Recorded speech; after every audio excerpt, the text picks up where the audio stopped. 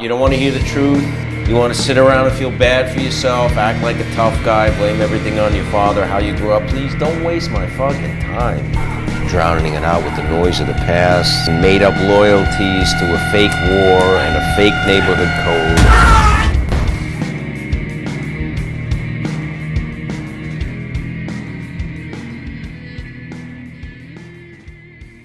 I want to thank Mission 2 Entertainment, Harley's label, for putting this together and producing it for us, along with, of course, Laura Flanagan. And I really want to thank you guys for what you did for the film Between Wars, which to me is priceless. But I want to congratulate you guys because, Michael, you have the #1 podcast on Apple iTunes, Talking Sopranos. On TV, in TV and film category. In the TV and film. Not all over the place. Not too shabby, though. No, that's not bad. Very cool. No, congratulations. It's amazing. And Harley, obviously, after 20 years, the Cro-Mags and the album In the Beginnings and topping the charts, which, God bless, man. Congratulations. I didn't expect anything of the sort, but you know what? So far this year, as much as this year has sucked, there are some good things happening, Absolutely. So we're going to get right into it. We're really just going to discuss music and the importance of music in film. And we're going to have fun. The first question that we have is just, what are some of the, Harley, we'll go with you. What are some of your favorite film scores or soundtracks that you can remember or that, come out? The first ones that come to mind, all right, Clockwork Orange was one of the first movie soundtracks that just blew my mind. I mean, I got the album and I used to play it over and over again. This is, when I was a kid, and of course, then Apocalypse Now, I thought had an amazing soundtrack. And I don't watch as many movies as you guys do. I mean, The Sopranos had an amazing soundtrack. There's certain obvious ones. Their music is really such a key. What was that damn movie that I saw with the journalist, that kid who was on tour with some band or whatever? Almost Famous? Yeah, that had an amazing soundtrack.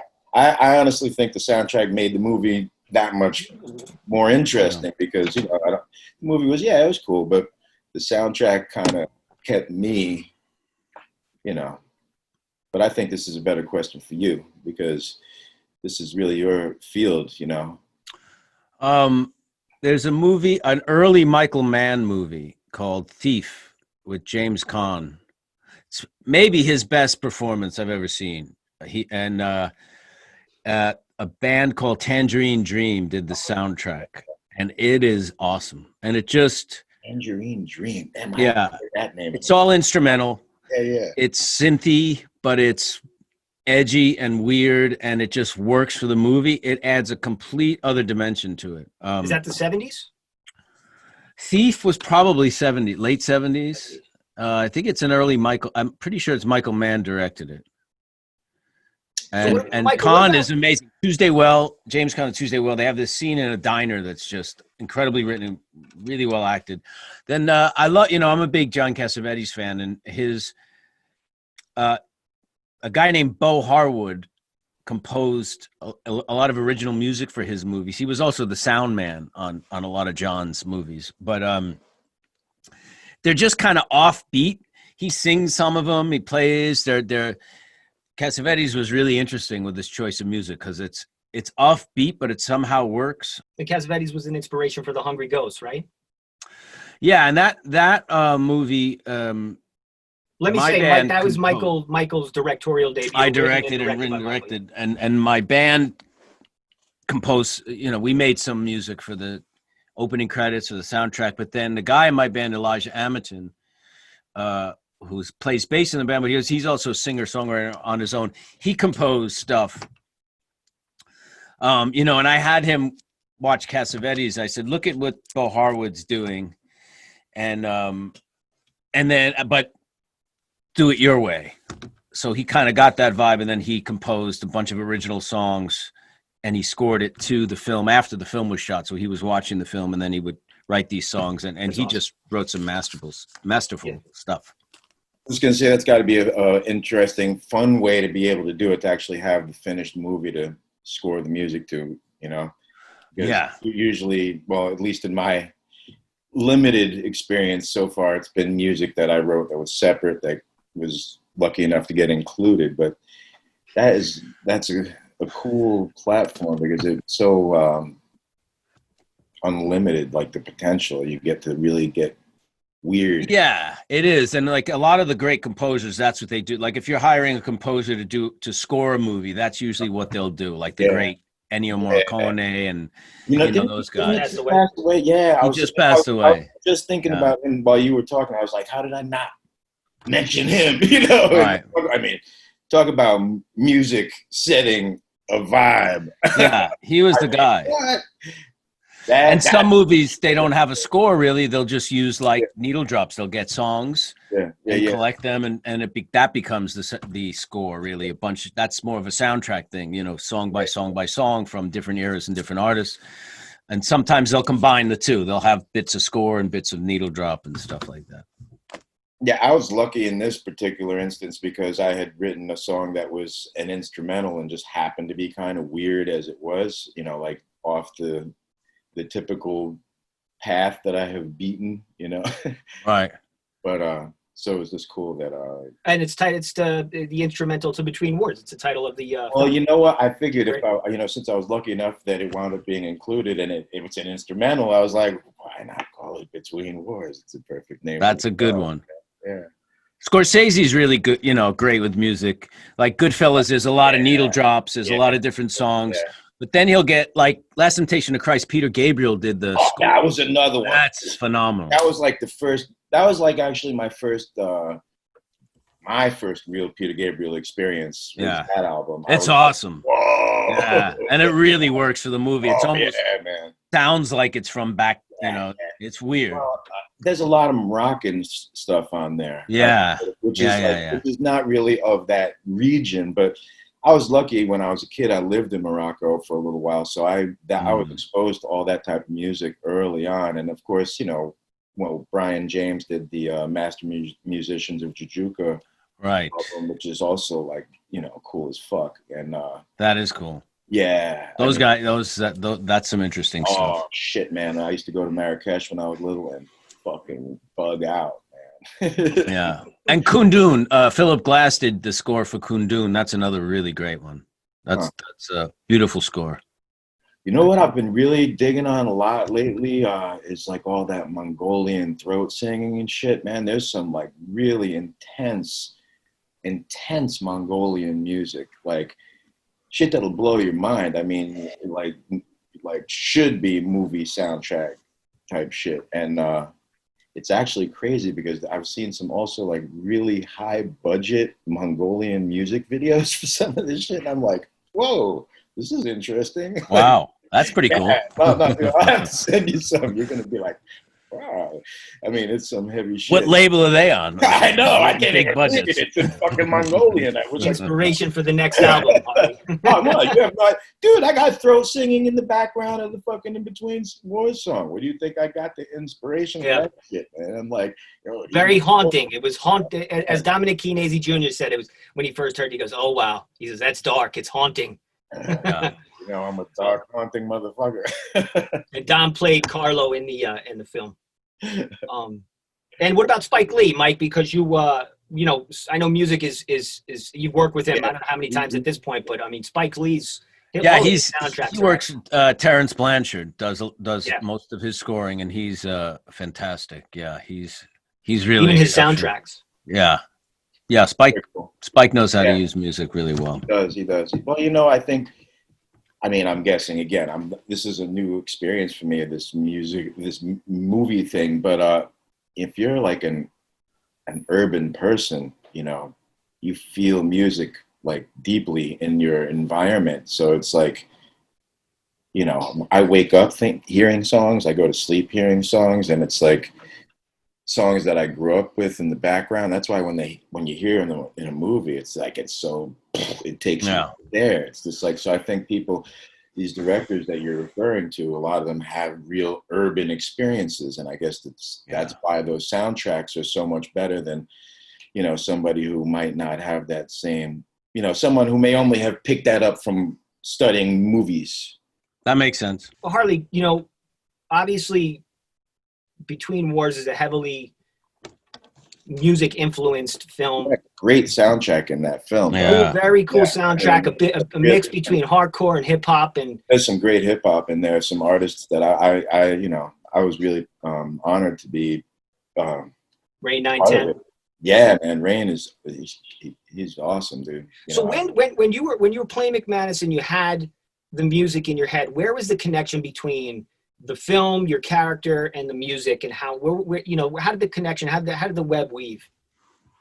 To be honest, the song had already started coming together, and I was just, the stars just aligned, man. I didn't intend on pursuing acting. I've never really done anything like that, but I was lucky enough that this part, well, I don't know if it's good luck or bad luck, but this part spoke to a lot of my experiences. So it was pretty easy for me to play that character, although I don't have any real experience acting, but I guess, just like with music, or at least with my music, I draw on real life, and that's why my music's intense, and I guess that's why I was able to play that character, because unfortunately I know that character. Well, you're a performer as well, Harley. You know what I mean? So yeah, but my performance is, I'm not that. Don't get it twisted, my brother. My performance is just an extension of like what I am. There's like I don't know how to act really. I got to draw on just what I know. It's something I got to study, man. That's why I respect cats like him so much, who really can become people like convincingly. It's like, that's an art, man. I just have a lot of fucked up heavy duty experiences. But that's what the best acting is anyway. The best acting is when you're really drawing from even though the character's not you, but you're drawing from your own emotion. That makes all sense in the world. That makes when you're not is when it's not as good. When you're not drawing from real stuff, Yeah. It's just a different art, I mean, to have that, I guess you're able to like almost make your spirit go blank for a minute, where you're like, okay, I'm now this, I'm going to apply my experiences to this human. Exactly. And I would say that exactly it. What Harley did that was great was when we spoke to him and said, look, if this doesn't sound right or does not come out naturally, just use your own words. How would you say it? How would you react in real life? And I think number one, you come up number one is being able to take that and run with it, and we loved it. I mean, I personally loved it. I mean, there were things you were saying that I couldn't even write if I even thought hard enough, but it was it was pretty amazing how you didn't even make sense. Michael, how did you feel about the soundtrack? Yeah, it did make sense after watching them. But that's what was great about McManus. He doesn't make sense. But Michael, after watching the film, what was your thought of, when you heard certain songs in the different score, the finale, just kind of, your I mean, your choices were just really in sync with the themes of the movie. I mean, you're talking about a movie that's about someone who went and fought wars and who was affected by that, and then brought that home and was fighting wars at home with himself, with his environment, and trying to find a way to transcend that. And the music, and especially your music, Harley, it really brings that home. I mean, it's perfect. I can't really imagine anything else being used for that. It's just, and you're kind of the bridge between the two. Like, you're the bridge between the movie, the soundtrack. You're in both, and it kind of makes a lot of sense. I think it's no accident that you were able to find. I think it's no accident that this would be your first performance. I think you understand that, where this person's coming from. You understand this world, and I mean, you're saying you're not an actor, maybe that you don't have that technique, but you did have enough technique to do this role perfectly. So you're able to tap into, you're an artist, so you understand what real art does. It's taking real feelings, like you just said, and communicating those through whatever form, be it playing a chord, being it singing, being writing a lyric, or being another person. And you did that with the soundtrack too. It's the same thing. The emotion, the sensations of the music just are in complete sync with the tone of the film that you made. I got It's not easy to do. Yeah, I mean, never mind my small musical contribution. Well, not that small. I had 3 songs in it, but I think that the soundtrack as a whole, you know, if regardless of whether I was the person involved in any part of it, the especially the hip hop, it really resonated so much with my neighborhood, where a lot of the movie was actually filmed, right around where I live. It was right on point, man. It could have been the soundtrack to walking down the street around here. All right. It could have been the soundtrack to the, you know, when they're like running out of the down the steps from the train station, and you're hearing the hip hop and this and that. That's New York, you know. That's the Bronx. That's Uptown. That's real, you know. Yeah. And the fact that you have someone like me representing the rock aspect instead of some like foofy, you know, LA boy or something. You know, you got a real New Yorker playing real aggressive, you know. And the other song in the movie, that the one that's in the background of mine, is called PTSD, you know, which is like, you know, I didn't know that the movie was even about that when I got involved. And as you guys both know, I deal with a little bit of that myself. So this whole thing was really, I would say, kind of part of a purification process for me, because after playing McManus, it was like I dove back into places I really hadn't been in a long time, and it kind of brought a lot of stuff to the surface. And I think that when I was speaking to you at the shoot, you kind of gave me like a therapy session right there before you went in and did your role, because I was getting ready to go to my first therapy session, and you were like, "Oh, really? You're going to your first one now? What took you so long?" I'm like, "Oh, yeah, hey, I didn't know how fucked up I was, you know." And you're like, "Oh yeah, you're fucked up," and I'm like, "Whoa, okay, yay." Right. I was wearing my therapy hat that day. Yeah, you caught me in a good moment for that, Fuck, Harley. man. I guess I was prepping you for your part too, because that shit was on point. Yeah, You know? I was in that mode. But yeah, you were. you know, Well, the character No, of Sarge thank was you. phenomenal. I mean, you ran away with the film, and you know, it's just amazing. Those scenes, everybody I bump into that talks about it, that's seen the film, they continue to talk about those scenes. Obviously, they talk about the madman McManus and all the other side characters, but they really love Sarge's scenes and those messages that you deliver, and you did it so powerfully and so real. What somebody actually asked us, is this a documentary? They saw the clip of you giving the advice to Franny, and I was like, no, it's not a documentary, but that was the vision. So I mean, you nailed it. And well, so, you wrote it, man. So you wrote those scenes really well. I mean, I think there's what I find interesting is that film and television they come from theater, right? yes, Theater was the precursor. Theater originated, so we know, so we think, Greece, and it came out of PTSD.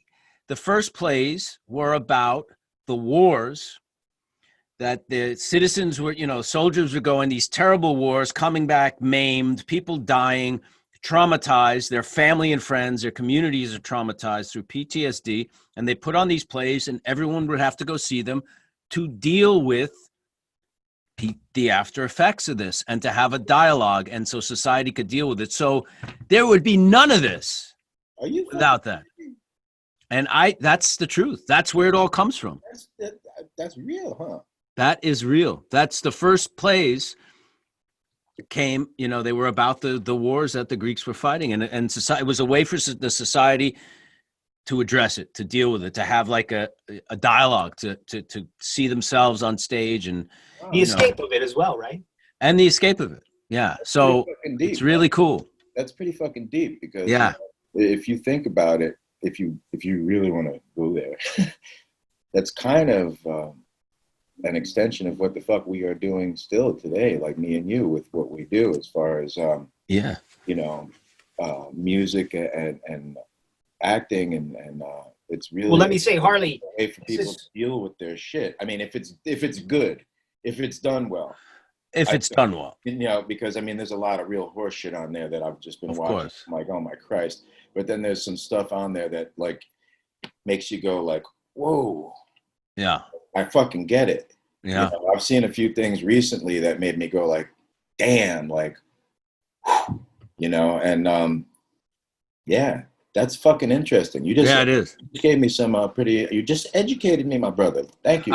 I never knew that. You know, I did. There's a program called Theater of War, and I forget the guy's name who runs it. He's great though. And basically, they take actors and they go to bases, military bases all over the world, and they do these readings of the Greek plays that dealt with the wars in front of the service people, and there's a Q&A, and we talk about it, and they talk about their experiences, and they, you know, and that's where I learned that. I didn't know that. That's fucking wild. You know, it's funny, actually. Well, I don't know if it's funny or not, but it's interesting. Because that's been a lot of my therapy has been actually just dealing with friends of mine who are, you know, combat veterans and stuff who are in like PTSD groups, and guys who have really helped me throughout my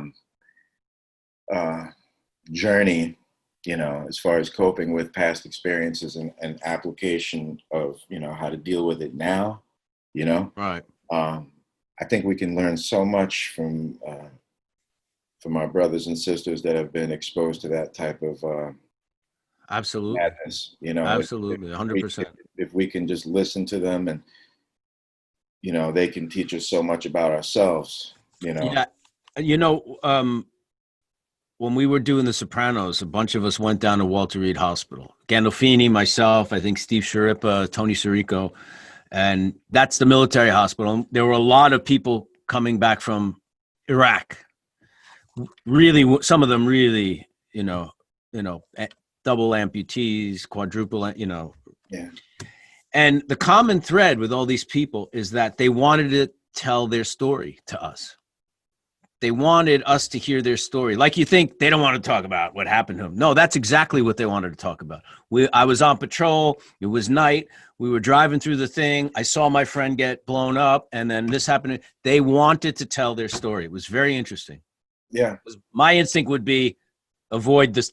What happened? No. You know what? I mean, it's not the same, and this is why I actually always had a hard time even understand. This is why I never even knew I had PTSD until my good friend Jocko Willink, Navy SEAL, was the one that was like, my brother, without a question, no doubt in my mind whatsoever, you have PTSD, period.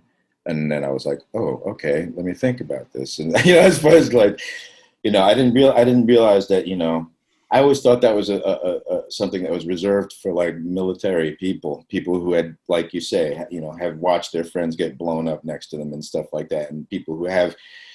But you know what?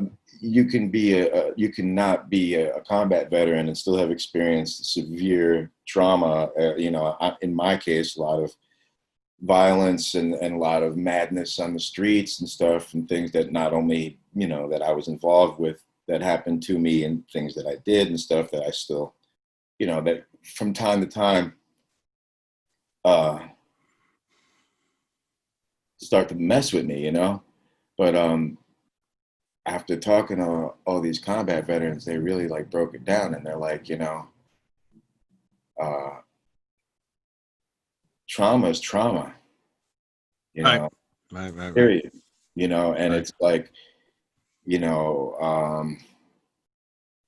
and once you realize it, then only then do I start to realize, wow, you know, maybe I'm not such an angry, like ready to explode person. Maybe it's just because the things that have put me in that place where that's where I'm always ready, how I'm ready to react because of past conditions, you know? Right. And that makes you be able to say, okay, or at least it does for me, you know. That Well, you don't have to react from that place. That you Well, I can, understand that I understand there's a reason why I go from 0 to like 100. I don't go from 0 to 1, 2, 3, 4, 5, 6, 7, 8. I go from like, you know, it's because when you have you know, you get very defensive when you've been victimized, or you get ready to, like, because somewhere in the back of your psyche, there's this ain't fucking happening. You know, this is not going to happen. This is not going to happen. Never again.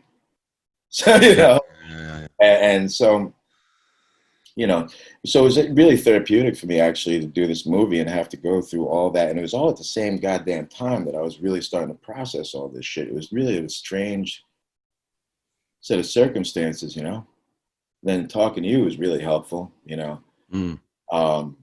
It was all around the same time. And also the guy that played on the song that I did, now not to bring that up out of nowhere, but Lamont, you know, he's another guy who's like the cellist in the song.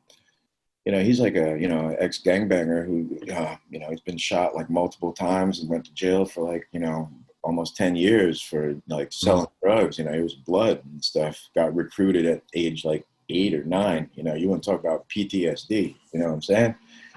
And, you know, cats like, I got friends like that who helped me, who talked me down, you know. For me, that's real therapy, you know, people that really can put it in perspective, you know. And he's like, you know, they used to make me listen to classical music and stuff when I was in jail as part of my therapy and stuff, you know. Did he start playing cello in jail, or he already? Oh, no, actually, that was one of the cool things, too, is he actually learned in the public school systems back when we used to have music classes in the public schools, you know, and that's just something that he learned early on and always maintained playing music in the church and this and that. And meanwhile, he's out there running around with a book bag full of crack, you know. But, you know, I love the brother, you know. He's my dude, you know. Yeah. Fucking his cello got stolen. I bought him a fucking another one. I knew he needed to play. That's how he makes his money, you know. In the subway. I met him in the subway. That's how I pulled him in. I heard him playing in the subways. I was like, this guy plays like, and then I was like, yo, this would sound perfect on the song that I just wrote. That's so cool. And so I approached him and like, yo, my man had never even been in a recording studio before, bro. You know, I mean, and I'm like, this dude plays so beautifully because all his suffering, everything, it just all goes right through the tone, through that bow. It's just so beautiful. And I'm like, man, this brother just needs a chance. Like somebody, all you big producers, all you hip hop artists out there, man, you need a cellist, man. I got the dude for you, man. Give this brother a chance, you know. And his name is Lamont. That's what we call him, Carlos Cooper. Carlos Cooper. Yeah, he's on my record, and he's in the video, the music video that we made for this song for the movie. Yeah. So for both of you guys right now, where does music sit personally with you in your life now? Like Michael, I know obviously you're a musician, you're an actor, you're a musician, you're an author, you're a writer, you're a director. I mean, you're everything, which is amazing. And Harley, you Hardcore Life of My Own. You're an actor now. You're a producer. You're a writer. So I'm just curious to see where music in general sits in both your lives. I saw an amazing Instagram post of your son, Michael, which was pretty crazy. Yeah, he was going crazy on a guitar. My son loves the shirt and the record. Thank you very much, by the way. David he's wearing it around. I told him he's got to take a picture. He's very happy. You know what's interesting is I've been on Instagram for about 6 months, and the posts that get the most response are usually somehow connected to music. Somehow, I think music hits people in a very, because it's not literal so much. I mean, the lyrics are, but like music's so almost abstract and it hits you on such a primal vibrational level. Somehow people like hold that really sacred, I think. I mean, there's something very, it's hard to explain, but you know, it's much more visceral, instinctual on a primal level, you know, rather than an intellectual level so much. And people just really connect to it on a very intimate, personal level. I mean, you would know more about that than me. Oh, I can't say that. I would know more because I think music hits all of us deeply. You know, I think what you just said is, I couldn't have said it better. I'm just, you know, I'm very fortunate that I've been able to express myself in that manner for most of my life because I would have definitely not have survived. I know that because it has been my bread and butter for most of my life. You know, I started playing music on the street when I was a little kid, you know, with some of my friends from school. That was actually the first money I ever made. And I've been playing clubs since I was like 12 years old or something, since I was playing Max's and CB's and you know, all the old New York clubs and then touring. And I mean, music's always been, and honestly, I didn't even realize how meaningful It really was. It was just part of me. I didn't realize how, it really changes lives. It really, really, really changes lives. And I realized this more and more. And I'm so appreciative for having done that unknowingly, unwillingly, wittingly.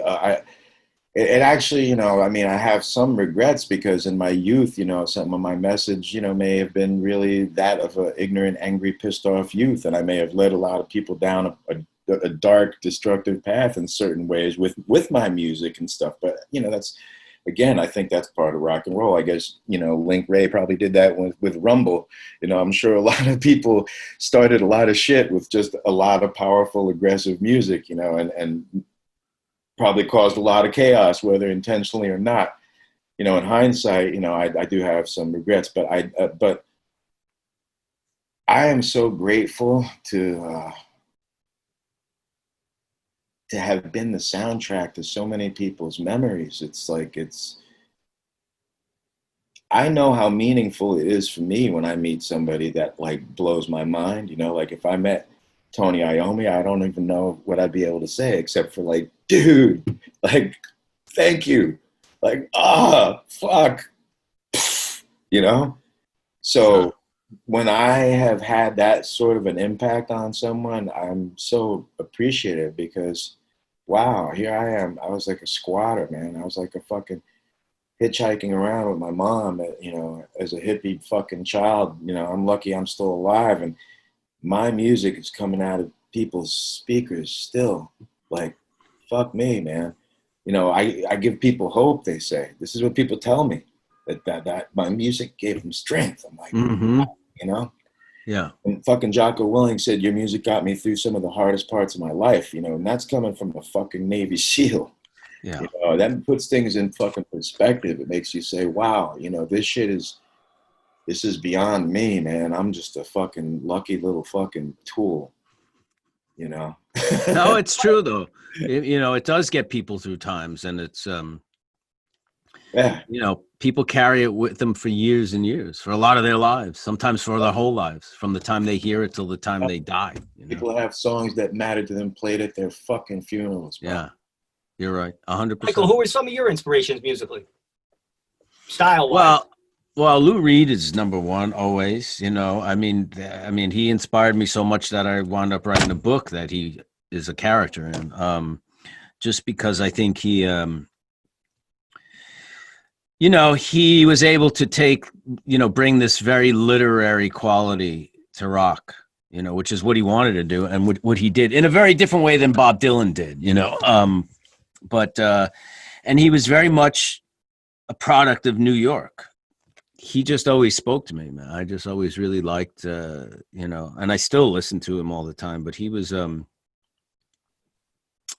huge influence.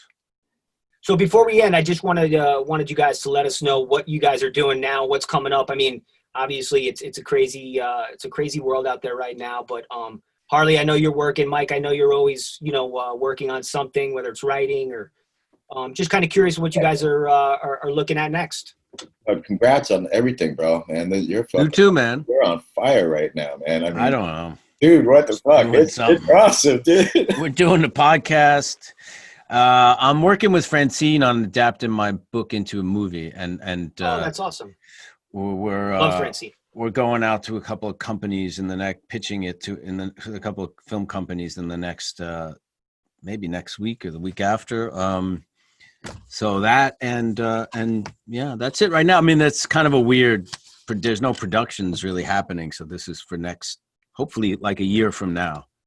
Figured that might be safe enough to shoot movies by then. I hope so. I hope. We hope so. And Harley, what are you doing? You're writing. You working on the next album? You're always working. I know. I'm taking advantage of this time.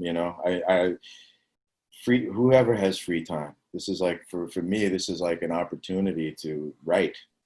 I've probably written about almost 70 pieces of music in the last. Jesus, that's amazing. Started up. I've been going into the studio now for the past month.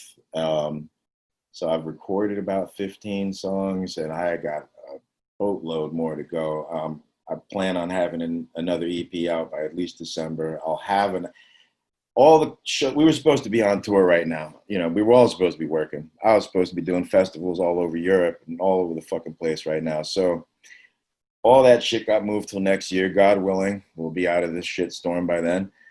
And then I won't have to take off to record the album because I'll already have done it. Like now, I'm taking advantage of the time, man. I'm spending time with my wife and loving life, man. You know, it's good to be able to chill with, you know, with someone you fucking like to be with and just create, you know. Fantastic. Yeah. I appreciate it. Listen, guys, I can't thank you guys enough for being a part of this. I mean, you made my first film just overwhelmingly just I'm speechless. To be with you guys, to be able to work with you guys is an honor. And I hope I really do hope we get to do it again. And, you know, and the song is Between Wars, right, Harley? That's the video? Yeah, the video that you guys are going to be checking out that's coming up. Mission 2? From Mission 2 and a Rising Empire. It's called Between Wars, named after your movie. And I just want to say, guys, it was a real honor, such an honor to what you did. I've never seen a movie done in that manner. I've never seen anything like it was so DIY. It was like hardcore. It was like total punk rock. I mean, these guys, it was a heat wave. We had you had no money. You were working with all just people who were driven by the passion of it and driven by your passion. I mean, this dude, I gotta, you know, hats off, bro. You really, Thanks, Harley. You really brought the best out of everybody under real hard circumstances. And it was amazing to watch, man. I'm so proud to have been a part of that and to be, to work in a film with you, man. Holy shit, man. Same here. What a start, man. I'm fucking so proud. Same here, man. Tom, you know, you're inspiring to me and to a lot of people. You stuck with this for a long time, and I know how long it took, and I know what you went through. So did you, Mike. And I know the ups and downs and all the attempts and the development and the process and the, you know, and crazy. You know, all that matters at the end of the day is that thing is done and it ain't going nowhere. You know what I mean? It's there for good. And we did get picked up, and you know, we don't know any details yet, but I'm very proud of that. Feel lucky, and that's it. No one can ever take that away from you. It'll be there forever. People, that shit was badass. For those who don't know, man, this guy did it with like hardly no budget, one fucking camera, an army of passionate, on fire motherfuckers, and it's real. Yeah, it's real. The actors are real. Yeah. Those guys are real gangbangers. Those guys are real savages. Those people are people that you really would be afraid of in real life. And I think you could feel it. Right? It's there.